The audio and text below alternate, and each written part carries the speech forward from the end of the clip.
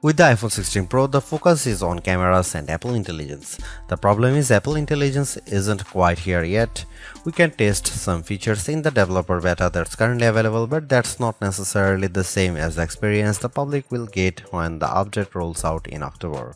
It's not unprecedented for new iPhones to launch without some marquee features, sure, and thankfully there is still plenty that the iPhone 16 Pro brings.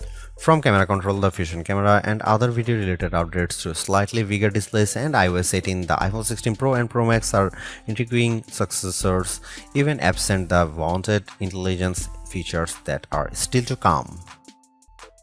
Even if you are not a glutton for buttons, there are still some camera updates that might intrigue you. This year's flagships sport what Apple calls a 48 megapixel fusion camera, which has a faster quad pixel sensor. This enables what the company describes as zero shutter lag, which is wording it has used repeatedly over the years. In this case, it's referring to how quickly the camera will capture a shot after you press the shutter button. I will admit I was initially confused by this update in part because it requires relearning some behaviors I had adopted to mitigate the shortfalls of older cameras. Basically, the iPhone 16 Pro's cameras are now so fast that when I asked someone to throw something so I could capture it in motion to see how still the images were, my shots ended up being of the person holding the object. Our video producer and I were very confused, and it wasn't until the zero shutter lag concept was explained clearer to me that I got it. I had become used to pressing the shutter early since cameras, in my experience, would be fractions of a second slow. Apple has become so fast that it actually captured the literal moment I tapped the button instead of the split second after when the object was in mid-air. Depending on your mood, the new photographic styles can be fun or serious. Apple's tweaked the built-in camera filters to not only offer more options but give you greater control. Due to how the company has refined its processing each year, there is also an improved depth map captured when it detects a face in the scene. This, combined with a greater focus on color science around skin tone, has led to what might be my favorite new iPhone 16 feature. Whether I shot them in portrait mode or not, photos of people what I took using the iPhone 16 Pro were a dream to edit. Simply switching between the standard, natural, luminous, quiet or ethereal styles already resulted in improvements to be colors and shadows, but I could also tap on each thumbnail to across the new editing touchpad and drag a dot around. This let me more precisely tweak the hues and contrast levels, and an additional slider below let me adjust how warm the image was.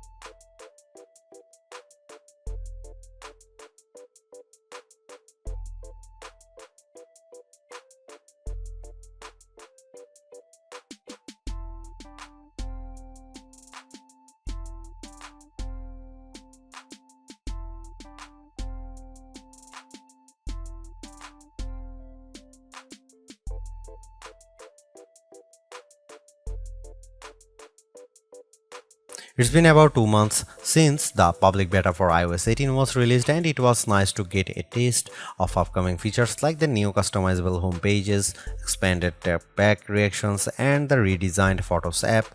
With the iPhone 16 launch, iOS 18 is basically ready for prime time with some caveats.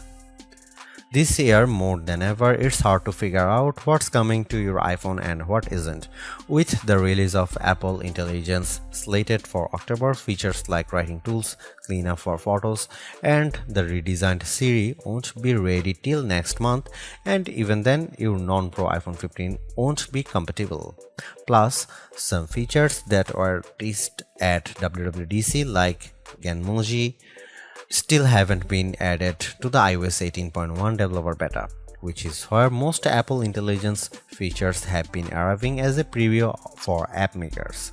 Within the iPhone 16 lineup too, there are things coming only to the Pro models like multi-layer recording in voice memos. It's confusing and can make choosing your iPhone a trickier decision, but for this review at least, the iPhone 16 Pro and Pro Max are getting everything. I cannot wait to try out multi-track recording in voice memos, and I hope Apple sees this yearning as a sign that it should bring this to more devices. It was nice to get time with iOS 18 even in the absence of Apple Intelligence. Honestly, I'm not even sure I'd like those features that much. In a similar way, Gemini AI was nice on Pixel 9 Pro series but didn't feel like must-haves. Some of the new iOS 18 touches I noticed immediately are the refreshed control center, which took some getting used to as I had to relearn how to swipe back to the home page since there are more pages to scroll through now. I especially enjoyed seeing the new little chat bubble appears on my voice recordings, indicating that a transcript had been generated for them, and though I haven't exchanged messages with Android toting friends yet, I'm glad to see RCS support is finally live this week. Though I was excited for the new custom routes tool in Maps, I struggle to actually create them. You can set your start and end points and have the app close the loop for you, or just tap landmarks or points on the map to get the route to basically connect the dots. Unfortunately, no matter how many times I tried to get the route to cut through a building where I knew a pedestrian walkway existed, Maps reinstated me at every turn, forcing the route to go through more established paths instead. It's not unreasonable, but certainly not the open world route creation feature I was envisioning. The best thing about iOS 18 and also some new features in the iPhone 16 lineup is the customizability. I do appreciate that if you don't like something, you can usually turn it off. With the new ability to place apps outside of a rigid grid, you can now lay your home screen out just the way you like. The redesigned Photos app lets you create and pin collections so you can more easily find the pictures most important to you. And again, I'm glad Apple is giving people the option to turn off camera control altogether or adjust its sensitivity. The iPhone 16 Pro and Pro Max are powered by Apple's A18 Pro chip, which are built on second generation 3nm technology and a new architecture with smaller, faster transistors. All this is meant to deliver unprecedented efficiency according to Apple's press release. Some small software glitches aside, I have never run into slowdown on the iPhone 16 Pro, but I was certainly surprised by the smaller handset's battery life. In general, the iPhone 16 Pro would barely last a full day, which is reminiscent of the iPhone 15 Pro too. It's worth noting that before this review I was primarily using an iPhone 15 Pro Max as my daily driver, which usually gets through a day and a half with no problem, so the drop in endurance is even more pronounced for me. Most days, I'd pick up the iPhone 16 Pro at about 9 am and would get to about 9 pm before getting low battery alerts. If I started the day a bit later, closer to 11 am, for instance, I got to 1 am before the iPhone 16 Pro ran completely dry.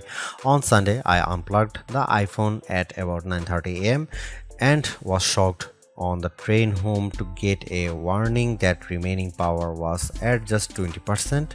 It was only 6:50 pm. And the night had barely just started. You'll significantly better battery life on the iPhone 16 Pro Max, which delivers the same almost 2-day runtime as its predecessor. And sure, a phone with a smaller battery not lasting as long makes mathematical sense, but considering the Pixel 9 Pro is a comparably sized handset and manages to last about 2 days, there's no excuse for the iPhone 16 Pro to conk out before the night is up. One of the best things about the iPhone 16 Pro lineup is that unlike last year, there isn't much of a trade-off in cameras if you opt for the smaller device. The iPhone 15 Pro Max had a 5x telephoto zoom camera, and while the iPhone 15 Pro only went up to 3x. As a budding photographer of skittish wild animals, I opted for the Max, especially since it was much lighter than its predecessors thanks to the titanium build. With the iPhone 16 Pro having essentially the same camera system as the Pro Max, I thought it was time for me to go back to a size that was much easier on my hands. Alas, with the disappointing battery performance, I might just have to stick with the Max, and you might too. There is also the non-Pro iPhone 16 models to consider, and just as there are fewer differences than ever between the Pro and Pro Max, the trade-offs aren't as significant this year either. Apple brought the previously Pro exclusive action button on the iPhone 16 and 16 Plus, while also including the camera control on its less premium phones. The main things that set the two lines apart this year are processors, screen quality, camera sensors, and onboard mics. You will lose support for Pro RAW photos and multi-layer recording by opting for the cheaper devices too. Otherwise, you will still have all the iOS 18 and Apple Intelligence features coming to the Pros, as well as spatial audio recording, which enables the audio mix I described in the camera section earlier. Apple's caution is sometimes warranted, especially at a time when mistrust of AI-generated content runs rampant. The company taking its time to get Apple Intelligence right is understandable, but its deliberation doesn't always lead to winners. While I appreciate the attempt to differentiate camera control with the touch sensor for more versatility, I am not yet convinced on its usefulness. The good news is, and I cannot stress this enough, you have the option to tune it to your liking, and that's the theme I'm seeing in recent Apple features that hint at more thoughtfulness than usual. If you don't like something, or if something isn't right for your needs, you can adjust or disable it. In iOS 18, you have greater control over your home screen's app layout and can pin custom collections for easier reach. In the Photos app, the action button introduced last year could have been a spectacular fail had Apple not let you still keep it as a mute switch, but it managed to give people more functionality while maintaining the status quo for those who are just as resistant to change. Change is scary, change is hard, but without change there is no progress. Apple's cautious approach is a tricky balancing act that's evident on the iPhone 16 Pro. Some new features like audio mix and custom routes in Maps delivers mixed results, otherwise like photography styles are hits. Then there are the basic ingredients like good battery life and durable, attractive designs that Apple cannot neglect. The iPhone 16 Pro's subpar battery life holds it back from beating the competition, which is stiffer than ever this year, especially from Google. Luckily for Apple, most people who have iPhones are going to stick with iPhones. It's just easier. For those already sucked into the ecosystem, the iPhone 16 Pro are worth the upgrade from a model that's at least 2 years old. If you already have an iPhone 15 Pro, for the sake of our planet and your wallet, you might prefer to hold off on upgrading, especially since this year's devices aren't that much different.